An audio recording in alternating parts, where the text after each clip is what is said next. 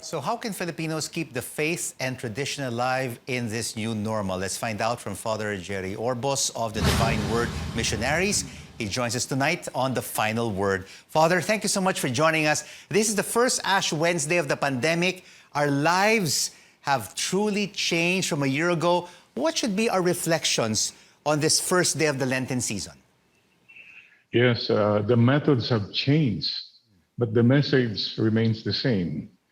That's conversion. Come back to me with all your heart. And for the Lord, that the message is a humbled and a contrite heart, God will not spurn. So, Rico, I think basically that's what the Lord is telling all of us. Humility. It's been a one big Lenten season. The whole pandemic was like Lent. You know, we had a lot to fast on a lot of things, abstain on a lot of things.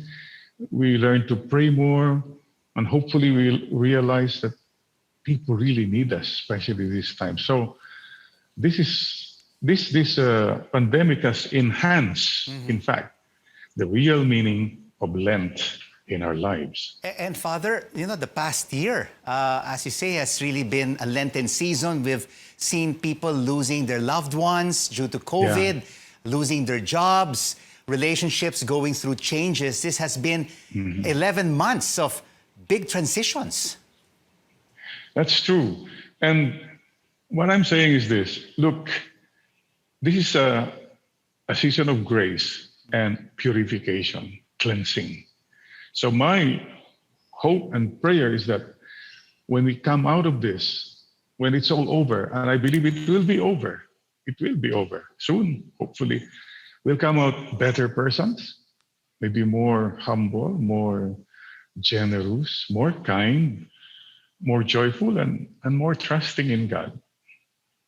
We really have to embrace, no, Father, the past year's changes and be aware of what's really essential in our lives in the midst of change. That's true, Rico. You know what? If there's one thing that this should have made us realize now, is that we focus less on the work of our hands, you know, the money in our hands, you know, the achievements, the connections in our hands. You know, all that sort of went to the side.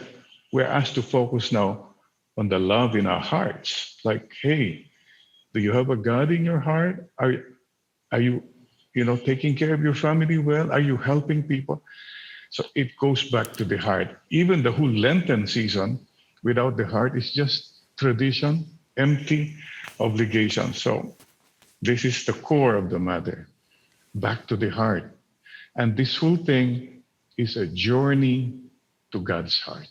We hope and pray that we come closer to God's heart, to other people's heart, and to our very own hearts. And back to our faith. So, Father, what is your message to the Filipino faithful, you know, who continue to face anxiety during this COVID-19 pandemic? And if whether or not, you know, a lot of people are confused. Should they be immunized or not with the arrival of the vaccines? Good question, Rico. You know, I always go back to Proverbs 3:5. Trust the Lord with all your heart and lean not on your own understanding. We really have to listen more to God also. I mean, all things happening, fine, but hey, what's God's plan? So I always tell people, panglaban sa COVID-19 is OMG, positive vaccine. That's, oh my God, positive. You know, the face mask, I propose we have faith mask to keep us strong and don't sink. You know, the ship, as long as the water doesn't get in, it stays afloat with all the waves and all that.